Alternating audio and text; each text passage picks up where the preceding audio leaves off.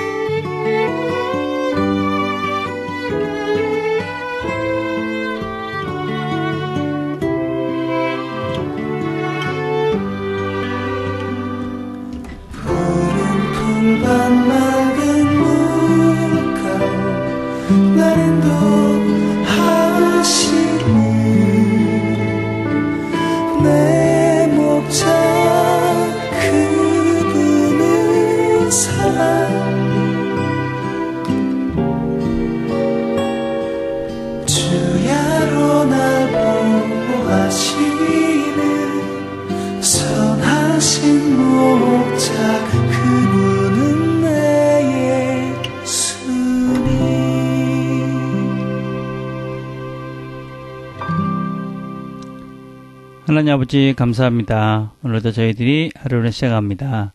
선한 목자 되신 주님의 인도하심을 잘 따라 순종하며 하루를 주님의 원하시는 길로 잘 걸어갈 수 있도록 우리를 도와주시고 함께해 주옵소서. 예수님의 이름으로 기도드립니다. 아멘. 오늘 함께 나눌 말씀은 마가복음 7장 9절에서 14절까지의 말씀입니다. 제가 봉독하겠습니다. 또 이르시되 너희가 너희 전통을 지키려고 하나님의 계명을 잘 저버리는도다.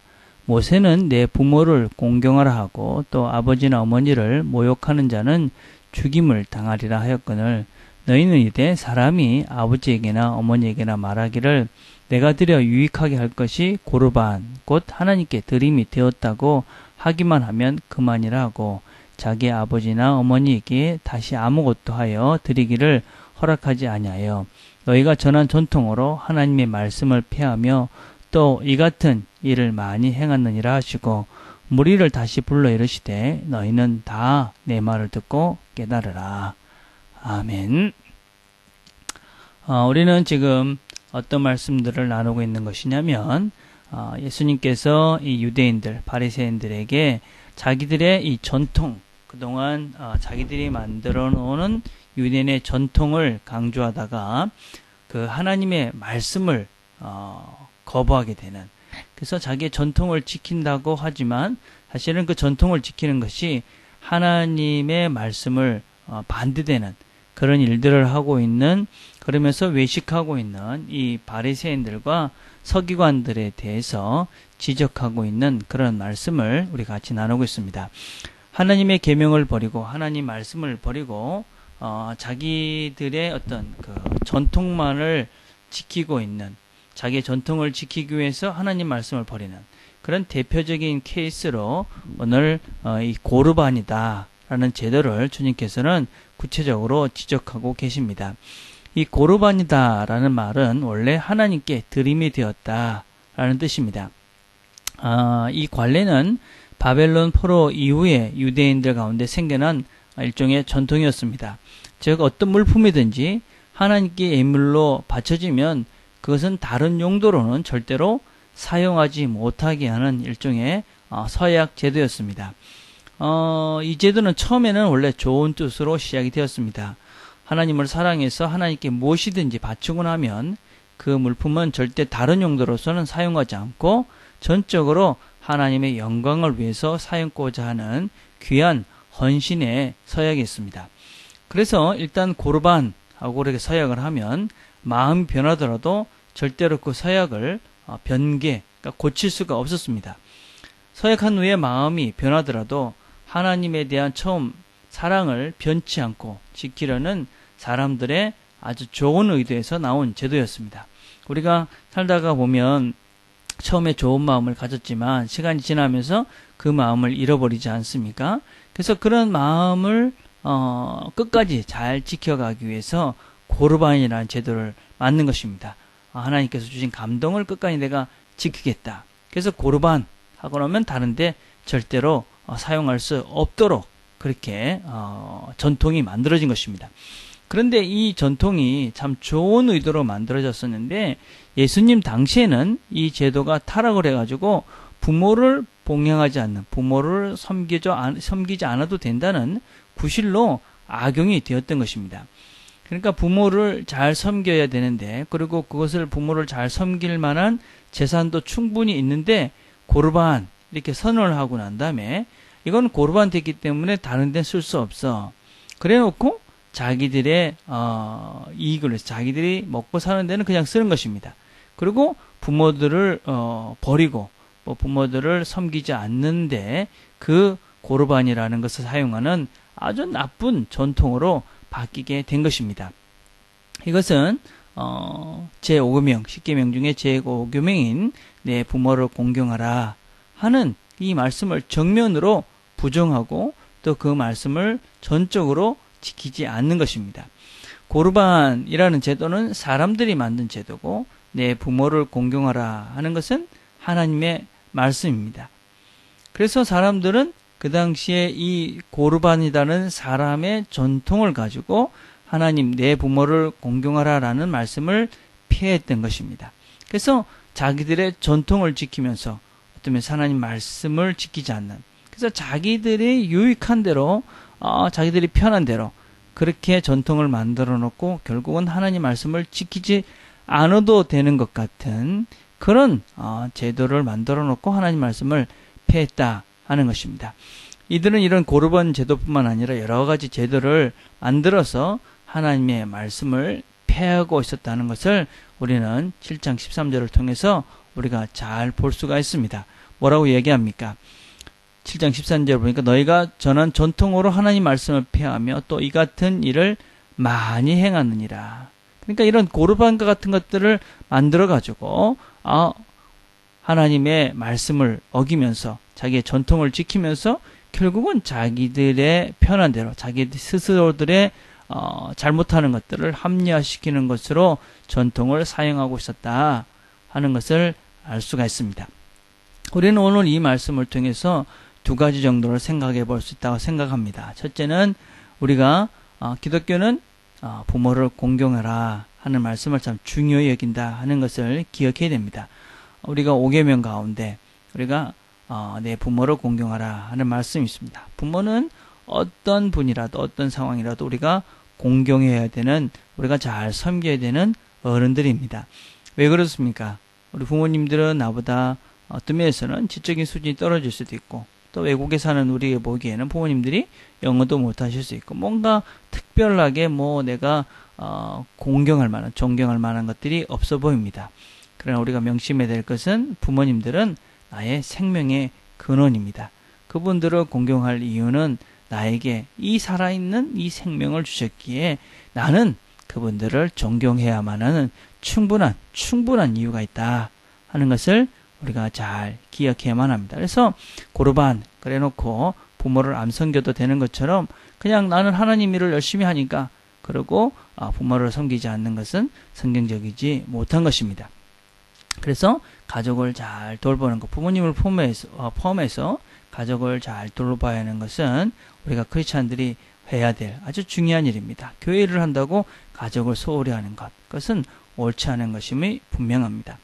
그러나 우리가 또 다른 두 번째 생각해야 할 것은 무엇이냐면 지금 이 시대가 만들어 놓은 어떤 가족 이기주의에 대해서는 우리가 또 한번 심각하게 반성을 해봐야만 합니다. 어떤 면에서 성경적 가치관입니다. 가정을 중요히 여기는 것, 그리고 부부 간의 관계, 또 부자 간의 관계. 그래서 그들이 아름다운 사랑의 관계를 유지해가는 것.